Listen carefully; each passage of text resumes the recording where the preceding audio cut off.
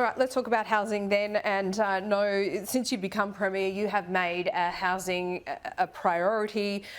You were focusing on renters at the weekend. And I want to ask you about those policies that you announced in terms of timeline, but also I want to ask you in the context of Anthony Albanese's reshuffle at the weekend. Do you think what he's done with putting Claire O'Neill essentially in charge of housing there has changed a little bit of emphasis for him? Have you noted a shift from the federal government about their priorities?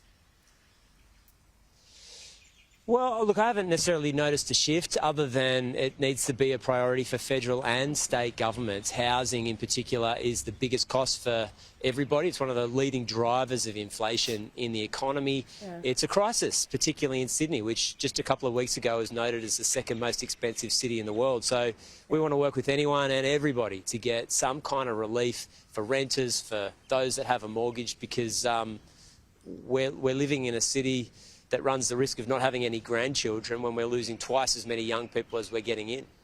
So what's your view on, this great Australian dream of home ownership? Do you tell young people today that that is still achievable, or, do you back in what the Property Council and others want to see more of, and that is build to rent properties? Is that perhaps the new reality for this next generation? I don't think there's a one-size-fits-all. Ultimately, we, as a state government, are responsible for more supply, which is going to help both people that want to ultimately buy a property and those that are happy to or have to rent as an alternative. And we're not doing enough of that, and as a result, it's putting major pressures on both the ability to buy a house and the ability to rent one. But I just make the point, when I was young, say 20 years ago, the question asked was, would I ever be able to afford to buy a place?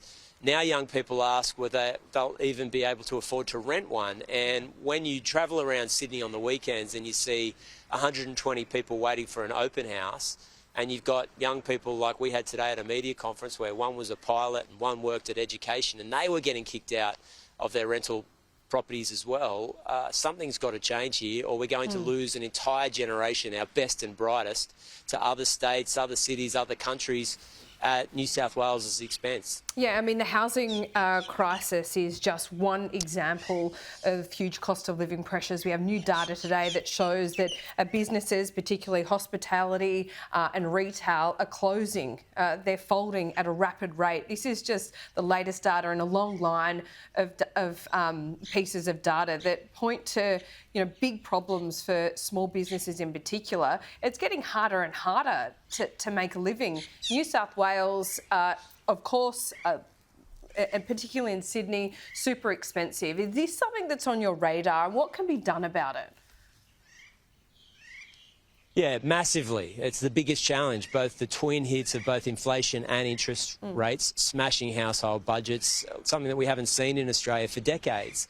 One of the reasons we've made our changes to renters in New South Wales is, yes, of course, for young people, yes, of course, for the 2 million renters, but also for the economy. There's not a single business I have spoken to in the last year and a half that hasn't told me that it's almost impossible to get skilled labour, and the pressures on labour costs are massive.